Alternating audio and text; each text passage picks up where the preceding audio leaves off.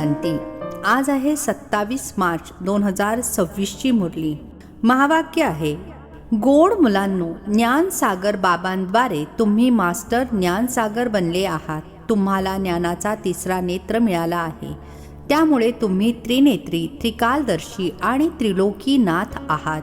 प्रश्न आहे, विश्वाची रूहानी अर्थात आत्मिक सेवा तुम्हा मुलांशिवाय कोणीही करू शकत नाही, असे का?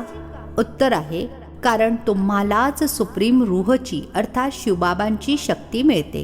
अगोदर तुम्हा आत्म्यांना सुप्रीम रूहकडून अर्थात परम आत्म्याकडून ज्ञानाचे इंजेक्शन दिले जाते, ज्यामुळे तुम्ही 5 विकारांवर स्वतः देखील विजय प्राप्त करता आणि दुसऱ्यांना देखील विजय प्राप्त करून देता.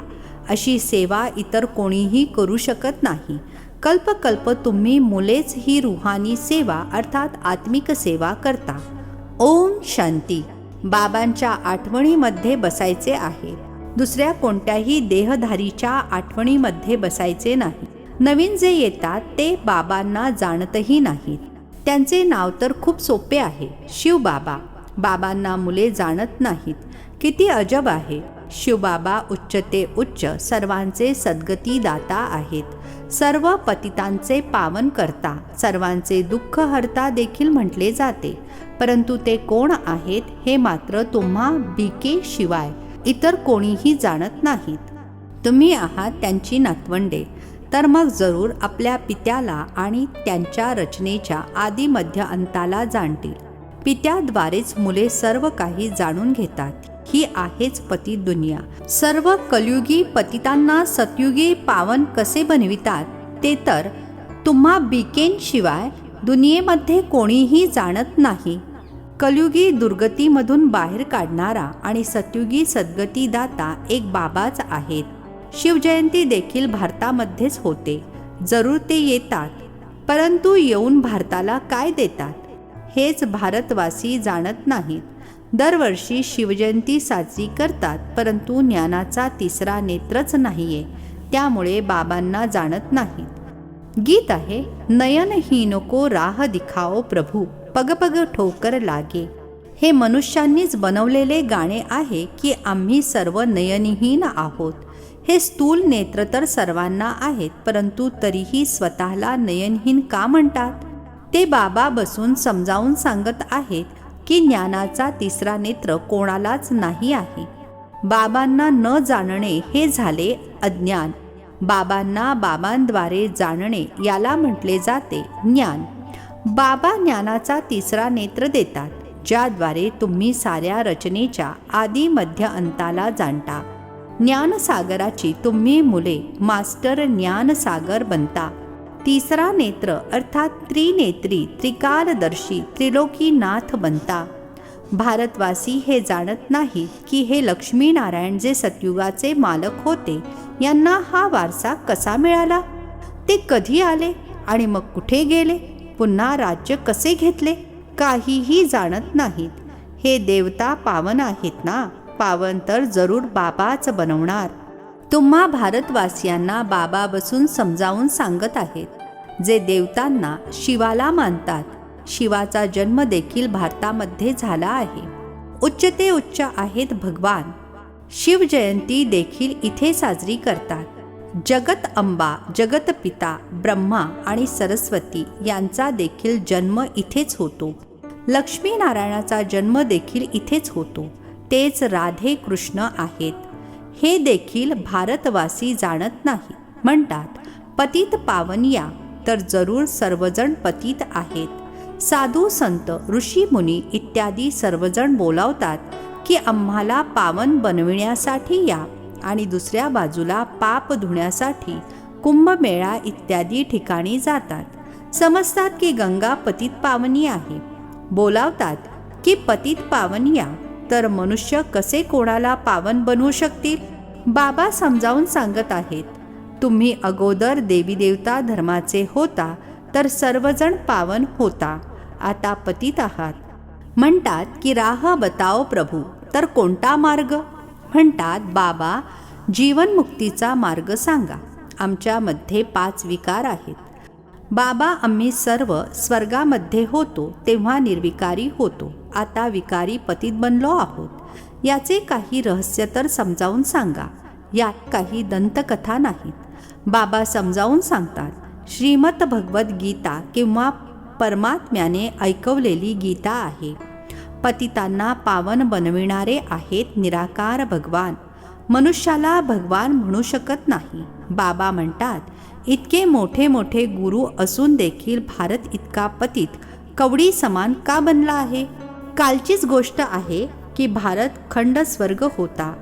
बाबांनी भारतवर्षाला स्वर्गाची सौगात अर्थात भेट दिली होती. पतित भारतवासियांना येऊन राजयोग शिकवून पावन बनविले होते. आता पुन्हा बाबा मुलांकडे सेवाधारी बनून आले आहेत. बाबा आहेत रुहानी सेवाधारी. बाकीचे तर सर्व मनुष्य मात्र आहेत देहधारी सेवाधारी. संन्यासी देखील देहधारी सेवाधारी आहेत. ते बसून ग्रंथ इत्यादी बसून ऐकवतात. बाबा म्हणतात की मी निराकार येऊन साकार साधारण वृद्धतनामध्ये प्रवेश करून मुलांना समजावून सांगतो. माझ्या भारतवासी मुलांनो, पहा, रुहानी बाबा आत्म्यांना बसून समजावून सांगत आहेत. हे ब्रह्मा ऐकवत नाहीत, परंतु निराकार बाबा ते या तनाचा आधार घेतात. शिवाला तर स्वतःचे शरीर नाहीये. शाळीग्राम आत्म्यांना तर आपले आपले शरीर आहे. पुनर्जन्मामध्ये येता येता पतित बनतात. आता तर सारी दुनिया पतित आहे, एकही पावन नाही. तुम्ही सतोप्रधान होता, नंतर मग भेसळ पडल्यामुळे सतोपासून रजो तमोमध्ये आला आहात. तुम्हा भारतवासियांकडे येऊन शिवबाबा शरीर धारण करतात, ज्याला भागीरथ अर्थात भाग्यशाली रथ असे देखील म्हणतात. मंदिरामध्ये शंकराचे चित्र दाखवतात, कारण ते शिवशंकर एकच आहेत असे समजतात. हे समजत नाही की शिव तर निराकार आहेत, शंकर तर आकारी आहे. शिवशंकर एकत्र कसे काय म्हणतात? अच्छा, तर मग नंदीवर स्वारी कोण करतात, शिव की शंकर? सूक्ष्म वतनमध्ये नंदी कुठून आला? शिव राहतात मूल वतनमध्ये, शंकर राहतात सूक्ष्म वतनामध्ये. मूल वतनामध्ये सर्व आत्मे आहेत. सूक्ष्म वतनामध्ये फक्त ब्रह्मा विष्णू शंकर आहेत. तिथे पशु असत नाहीत. बाबा म्हणतात, मी सामान्य वृद्धतनामध्ये प्रवेश करून तुम्हाला समजावून सांगतो. तुम्ही मुले आपल्या जन्मांना जाणत नाही. सतयुगापासून तुम्ही किती जन्म घेतले आहेत? 84 जन्म घेतले आहेत. आता हा आहे अखेरचा जन्म. भारत जो अमरलोक पावन होता, तो आता मृत्यूलोक पतित आहे. सर्वांचे सद्गती दाता तर एक आहेत ना. रुद्रमाळा आहेच मुळी. परमपिता परमात्मा निराकार शिवबाबांची श्री श्री 108 रुद्रमाळा म्हटली जाते. सर्वजण शिवबाबांच्या गळ्यातील हार आहेत. बाबा तर आहेत पतित पावन, सर्वांचे सद्गतीदाता, सर्वांना वारसा देणारे. लौकिक पित्याकडून हदचा वारसा मिळतो, ज्याला संन्यासी कागविष्ठा समान सुख समजतात. बाबा म्हणतात की खरोखर हे तुमचे सुख कागविष्ठे समान आहे. बाबाच येऊन पतितांना पावन किंवा काट्यांना ज्ञानाद्वारे फूल बनवतात. हे गीतेचे नॉलेज आहे. हे ज्ञान कोणताही मनुष्य सांगू शकत नाही. ज्ञानसागर पतित पावन बाबाच समजावून सांगू शकतात. बाबांकडूनच वारसा मिळतो, जो तुम्ही घेत आहात. फक्त तुम्हीच सद्गतीकडे जात आहात. आता तर संगमावर आहात. ते तर कलियुगामध्ये आहेत. आता आहे कलियुगाचा अंत. महाभारत युद्ध देखील समोर उभे आहे. 5000 वर्षांपूर्वी देखील जेव्हा तुम्ही राजयोग शिकत होता, तेव्हा भंबोरला अर्थात साऱ्या दुनियेला आग लागली होती. आता तुम्ही असे लक्ष्मीनारायण बनण्यासाठी राजयोग शिकत आहात. बाकीचा तर आहे भक्ती मार्ग. बाबा जेव्हा येतात तेव्हा येऊन स्वर्गाचे दार उघडतात. बाबा म्हणतात की ह्या शिवशक्ती भारतमाता तर श्रीमतावर भारताला स्वर्ग बनवतात. तुम्ही आहात शिवशक्ती भारतमाता, ज्या साऱ्या विश्वाला स्वर्ग बनवत आहात. तुम्ही आहातच शिवाची संतान, त्यांचीच आठवण करता. शिवाकडून शक्ती घेऊन 5 विकार रूपी शत्रूंवर विजय मिळवता. तुम्ही मुलांनी 5000 वर्षांपूर्वी देखील भारताची रूहानी सेवा केली होती. ते सोशल वर्कर भौतिक सेवा करतात. ही आहे रूहानी सेवा. सुप्रीम रूह अर्थात परम आत्मा येऊन आत्म्याला इंजेक्शन देतात, शिकवतात. आत्माच ऐकते. तुम्ही आत्मे आहात. तुम्ही 84 जन्म घेता. एक शरीर सोडून दुसरे घेता. 84 जन्म घेऊन 84 आईवडील बनवले आहेत. सतयुग त्रेतामध्ये तुम्ही स्वर्गाचे सुख प्राप्त केले. आता पुन्हा बेहदच्या बाबांकडून सुखाचा वारसा घेत आहात. बरोबर भारतखंडामध्ये या लक्ष्मीनारायणाचे राज्य होते.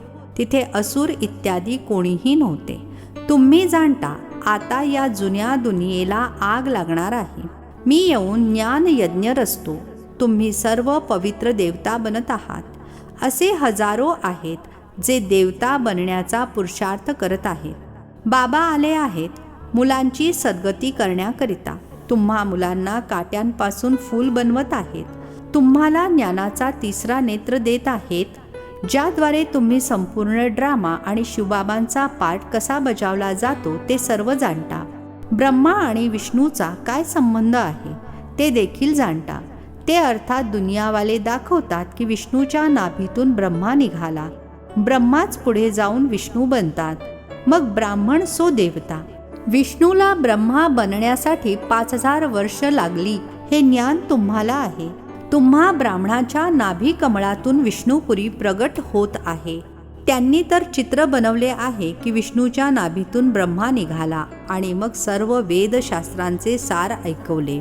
आता तुम्ही ब्रह्माद्वारे संपूर्ण सार समजता. बाबा म्हणतात मुख्य धर्मशास्त्र 4 आहेत. पहिले आहे दैवी धर्माचे शास्त्र गीता. गीता कोणी गायली? शिवबाबांनी. ज्ञानसागर पतित पावन सुखाचा सागर शिवबाबा आहेत.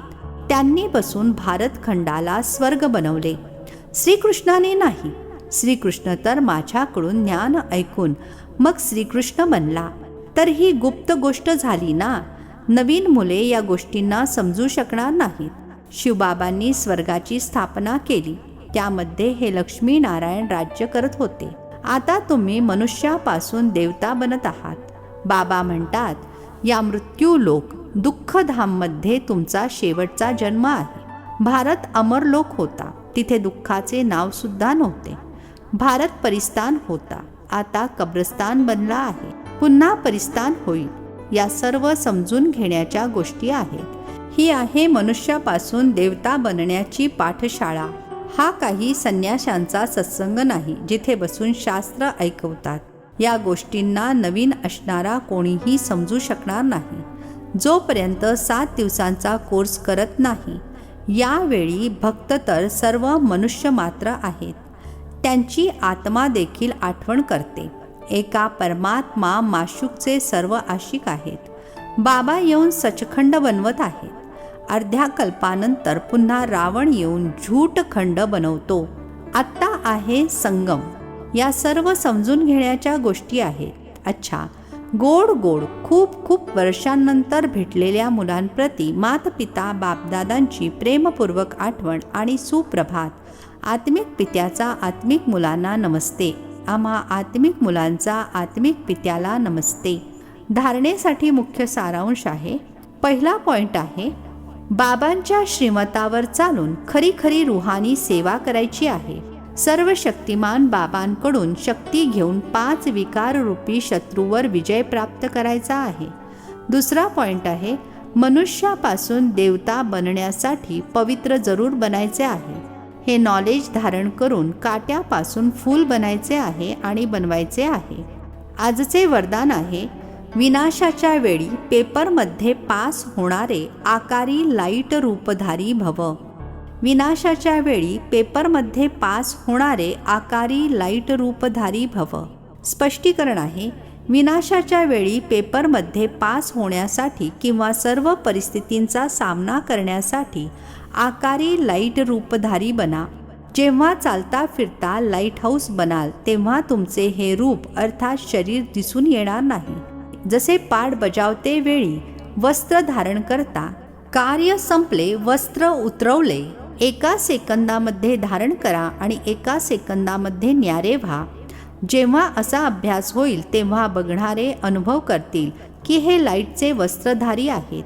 लाईटच यांचा शृंगार आहे.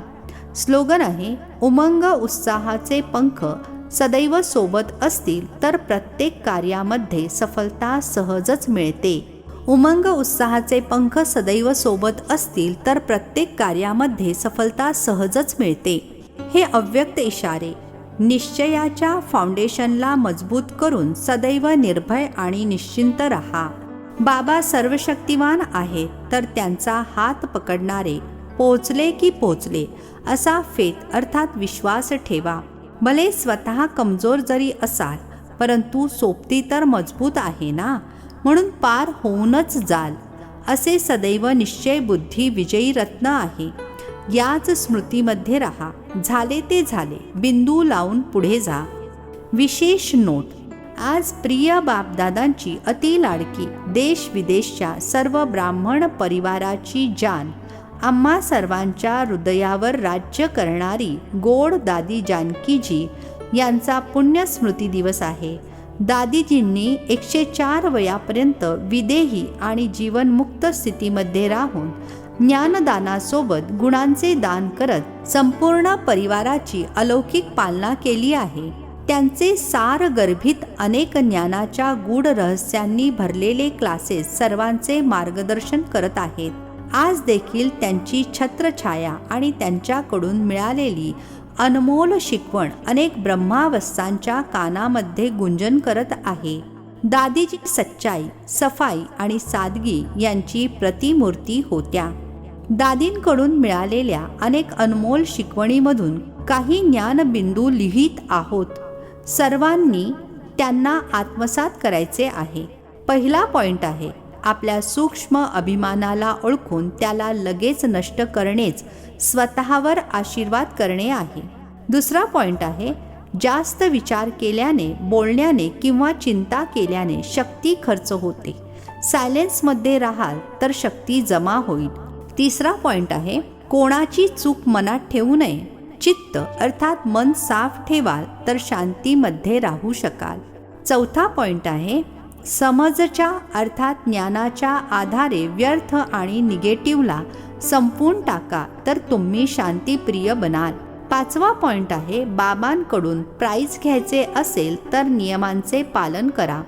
कुठेही थोडीसुद्धा आसक्ती, मोह असू नये. सहावा पॉइंट आहे, कर्म आणि संबंध यांच्याविषयी गुणांवरून समजते, म्हणूनच कर्मामध्ये रूहानियत आणि संबंधांमध्ये सच्चाई असावी.